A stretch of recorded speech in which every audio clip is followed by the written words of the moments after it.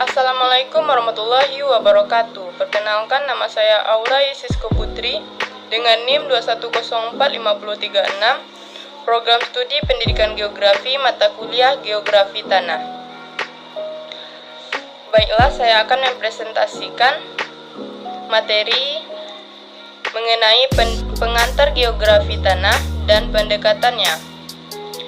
Pertama, pengantar geografi tanah.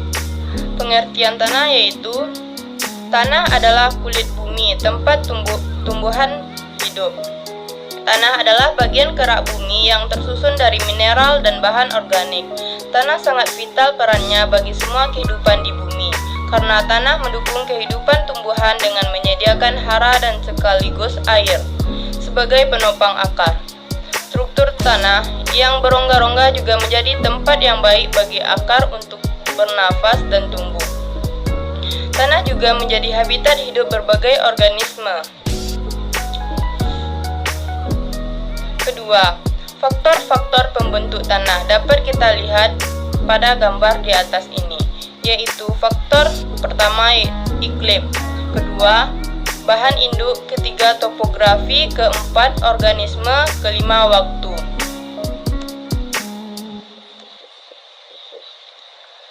Adapun faktor pembentuk tanah yaitu pertama iklim. Dalam proses pembentukan tanah, unsur iklim yang berpengaruh yaitu suhu dan curah hujan.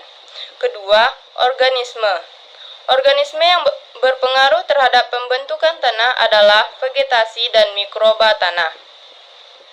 Ketiga, bahan induk batuan.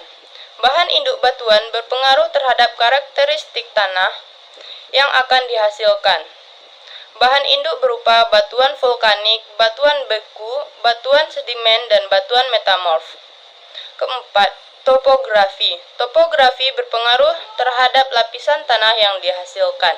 Topografi miring pada umumnya memiliki lapisan tanah yang tipis. Sebaliknya, topografi landai memiliki lapisan tanah yang tebal akibat dari sedimentasi. Kelima, waktu. Waktu dapat mempengaruhi sifat fisika, biologi, dan kimia dari tanah yang akan terbentuk. Berdasarkan waktu, tanah digolongkan menjadi tanah muda, tanah dewasa, dan tanah tua. Fungsi-fungsi tanah. Pertama, produksi biomasa, yaitu tempat tumbuh dan berkembangnya perakaran, sumber hara dan zat pendukung pertumbuhan. Kedua, penyaringan atau penyangga dan pengubah antara atmosfer, air tanah, akar tanaman. Ketiga, habitat biologi dan konservasi genetik. Keempat, sebagai ruang infrastruktur untuk teknik, industri, sosial ekonomi, serta pembangunannya. Kelima, sebagai sumber daya energi, materi dasar, pertambangan, dan air. Keenam, sebagai sumber keindahan dan warisan budaya. Pengertian geografi tanah. Geografi tanah adalah cabang ilmu geografi yang mengkaji persebaran satuan-satuan tanah di permukaan bumi, sifat dan karakteristik satuan-satuan yang menyelimuti permukaan bumi dan pemanfaatannya untuk kehidupan. Selanjutnya yaitu pendekatan geografi tanah. Pendekatan pertama yaitu pendekatan geologi. Tanah adalah lapisan permukaan bumi yang berasal dari bebatuan yang telah mengalami serangkaian pelapukan oleh gaya-gaya alam, sehingga membentuk regolit atau lapisan partikel halus. Tanah merupakan bagian terluar dari bumi. Selanjutnya yaitu pendekatan pedologi.